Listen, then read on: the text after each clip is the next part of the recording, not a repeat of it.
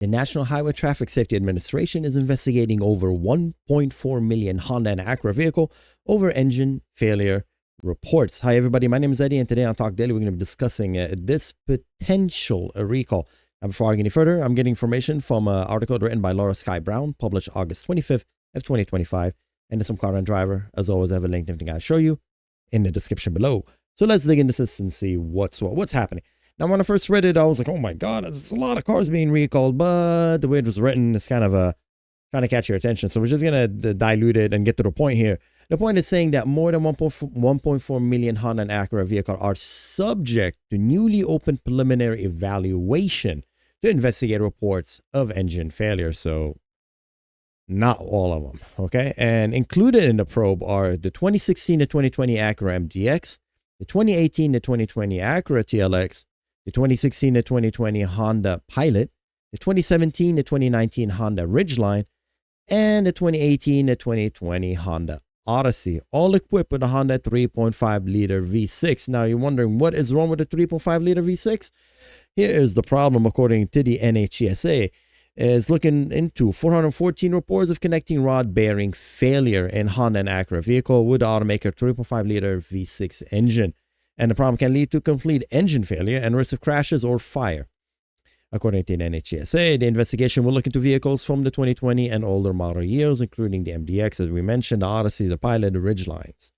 Now, the NHTSA Office of Defective Investigation, that is the ODI, said it's in document dated August 20th that this investigation is being created as separate from the 2023 recall over connecting rod bearing failure, that including many of the same vehicle from the 2016 to 2019 model year. The current investigation is preliminary, step before a recall, if found to be necessary, is issued. The document shows 414 incident report to the ODI, including 4 crashes or fire, as well as 2,598 manufacturer report without giving details. And here's the key part, without giving details. We need details. So as far as I'm concerned, I don't know. That's why I'm asking you guys if you know what's going on here. If you have an idea, if we had some engine bearing failure in your 3.5-liter V6 engine, let us know in the comments below. I don't know. I think this is my opinion. Without knowing the mileage and the condition of each specific vehicle, we don't know, because can you have a connecting rod bearing failure? You definitely can if you overboost the engine, if you are over revving it or low on oil. You know, it can like severe condition which lead to a starvation of oil, very low amount of oil. Yeah, sure, because the bearings are, you know, they're lubricated with oil. Without oil, metal on metal, that thing's not gonna last. So they don't give us those details. I don't know why it's happening.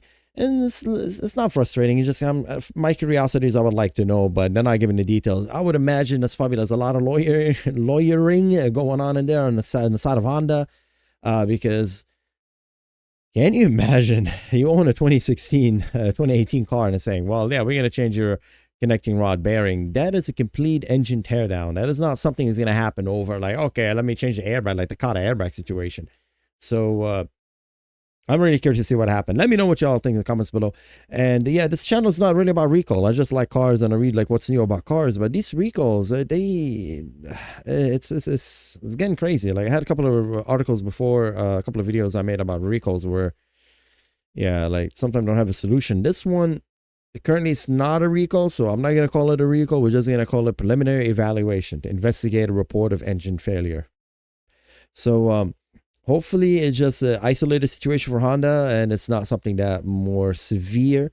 And definitely, I mean, if you let me know, let me know what y'all think. And connecting rod bearing failure is that's staring down the engine. That says you can't. I mean, it's not like, okay, I'm just gonna give you the bearings. I don't know if you see the bearings, they look like half moons, crescent, like, you know, and they're not really that expensive, but it's obviously looks like a quality control situation from Honda that caused this, or maybe a third party that Honda buys that component from didn't do a good job, because you can change it. You gotta disassemble it, remove the electrical wiring harness, remove the engine, you know, disconnect from the transmission, tear it completely down, take off the head, the oil pan. You gotta take everything off to get to it. So this is very labor intensive, takes a lot of time to do it.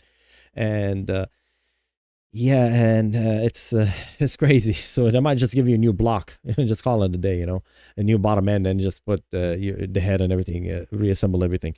So anyways, let me know what y'all think in the comments below. And as always, take care, and I'll see you next time. Bye-bye.